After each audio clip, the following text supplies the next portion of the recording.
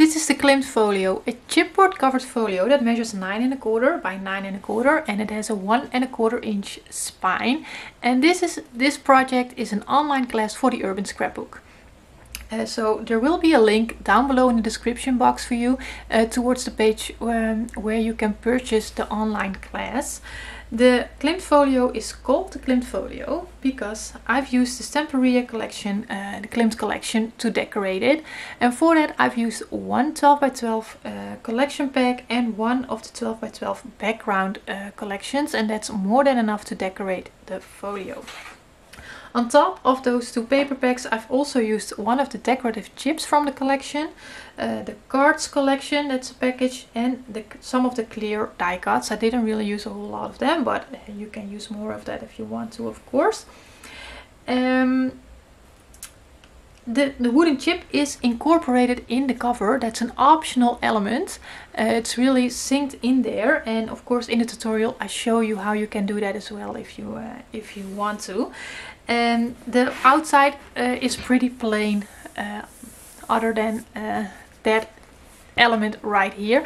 I don't have a closure on here, but you might want to do that with some ribbon or something, and that's perfectly possible if you want to have a closure on here.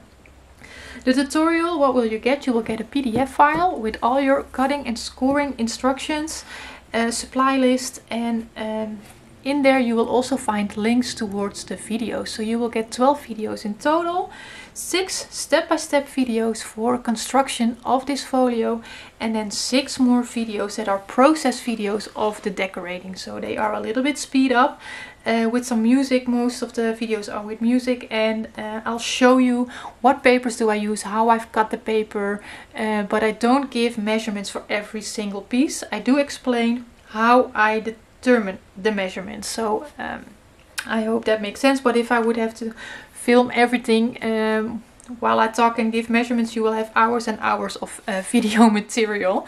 So there are some larger photo mats in this album. I give measurements for those as well.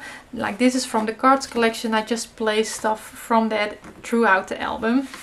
And then there are lots of photo spaces in here. But you can do that however you like, right? I always make photo mats of several sizes. The white cardstock represents my photo. I would replace that for an actual photo. So the bulk in here is with photos. But if you like to do your photo mats differently, like I don't decorate the back, but you can absolutely do that if you want to. It's closed with a magnet, so this is the only magnet that I've used in the album. And here is all the action on this side of the folio. So in the beginning we have lots of small pockets that you can fill up with smaller photos, with journaling. Maybe you have some tickets that you want to keep in here. Several options, of course. And those little small photo journal spots here, I didn't count those as photo spots. So like I said, at least 50. I think I even have 60 plus in here, without counting the small ones. So the tags are also from the cards collection. And here I've used some of those clear die cuts to hang on there as well. So lots of small photo opportunities there. And then here we have some photos that are keeping things closed. So this is keeping the whole page closed here. And it might look a little complicated here and there, but I guarantee you it's not. It's all basic elements that we've used to create some interesting layers on our pages. So flaps here, and then here I show you that you can place larger photos, 7 by 5 in here as well, but you don't have to. You can also break it up. And more photos. And then of course there is space for the beautiful images in the collection to just showcase those images. We don't want to cover them up permanently with our photos. At least that's how I feel about it. Stacked bucket here, so lots of room for more things to put in there.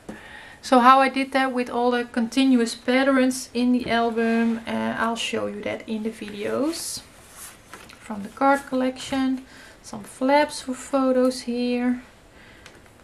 More photos opportunities there, and then here with the beautiful bird, and then for a little bit of contrast, a darker strip there, and then more photos here. the tuck space. So this is created with the pattern paper, so it's not as spacious as a normal pocket, but you can still, I can still place like 3 elements in there. Then I'm going to use this for a second to keep the flaps in place. And if you rather use magnets on those, you can, of course. Then more pockets here. And a larger photo mat behind that. And then this beautiful lady shows. I'm not going to put everything back, but a few things. And then I have some smaller things here in this pocket. This is keeping everything in place. This is also open, so you can also place something here if you want to. I decided not to, but you definitely can, if you do this as well, of course. And then photos on the back side of those flaps. Here I've created a tuck space out of pattern paper.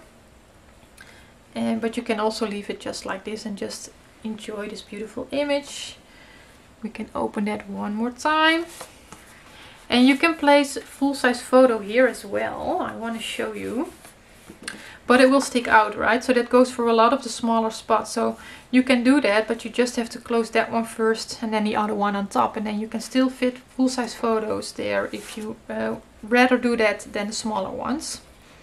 This is a bookmark that's in that card collection package. But you can also make a smaller journal tag or something here. Again, I've created this with the pattern paper, so it's not as spacious.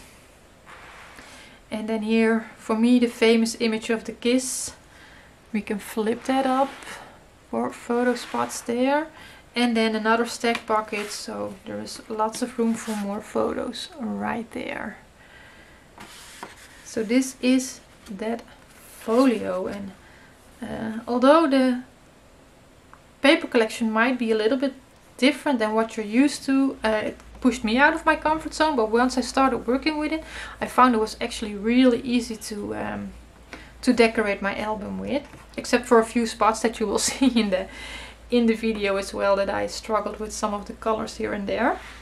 But this is the folio, so if you are interested in making it, you can find the online class on theurbanscrapbook.ca. There is a link in the description box for you, and I would really love it for you to join me in making this album. So for now, I just want to say thank you and enjoy the rest of your day.